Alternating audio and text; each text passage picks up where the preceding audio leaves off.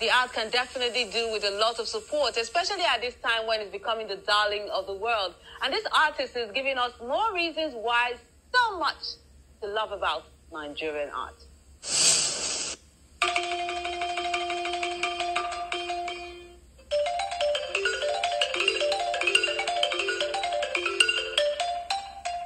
Culture is the way of life of a people.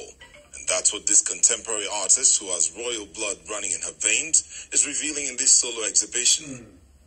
She takes her audience on a journey through time, displaying the richness of the Benin culture, which she has come to love and appreciate. I realized my first discipline, area of focus, is painting. So I started this mixed media works, but gradually I realized that most of these works, if I leave them just with paintings, they're going to end up in the far corner of some homes, and the public will not have access to them. So I had to give this through this textile aspect, and through the textile, where it will be worn by so many different events and will be shown globally through various walkways, fashion houses and fashion shows. People will get to identify themselves with these iconographies, which are typical Benin. And this iconography that I discovered are over 500 years old.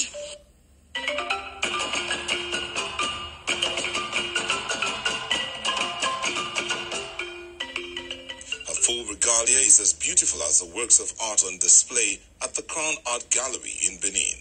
Probably seems like a good place to push this culture consciousness crusade, which sent her to the history books to learn more about what has sustained it, even though that's what she's known all her life. Looking back to my own background, I asked myself, then what do the Benins have? And that gave birth to this research, because that question really troubled me. So when I went back, there is this big book by Barbara Plackenstein. She's an international curator, and she's been closely also supporting us. So delving into this book, I came to the recognition while I was examining some of the selected works for this exhibition. Apparently, the quest was rather revealing, and she transferred the intricate icons she discovered in her research into fabrics tagged Edo Batik, creating this array of mixed media works. Beyond the aesthetic appeal, this artist looks at this venture as an avenue to empower more people as entrepreneurs. There is no how, you do something without having challenges. The challenges were enormous. In terms of initial stage, before the funds from my husband and myself, from the family purse came in, had to buy so many things. My studio was almost like a warehouse, working day and night. But I say, through hard work to the future generation, hard work, persistent, diligence, focus, and above all, remain prayerful in anything you do. When you believe in creation, you believe in the Almighty Father, nothing is impossible. Hard work is very important. Today, a lot of our younger ones do not really like to go extra mile, because they think it's all, on a golden plate. But you need to put in so much. You need to sweat. You need to work hard and remain prayerful. The artist hopes this exhibition will spark a conversation beyond these walls. It's been lovely. It's nice to see our culture celebrated.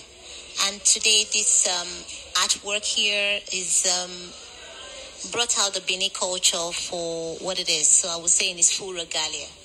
There's nothing that's not been touched.